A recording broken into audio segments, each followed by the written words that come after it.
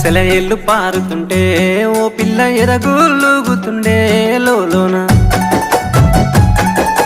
నదులన్నీ కలిసినట్టు పిల్లగా నవ్వెంత బాగున్నది నీలోన గాజుల సప్పులు గలుగల్లు మోగంగా గజ్జెల పట్టీలు గంతేసి ఆడంగా వరిగడ్డి మోపు ఎత్తి ఓ పిల్ల వయ్యారి నడుము పవే ఈ వేళ సిగ్గు సింగా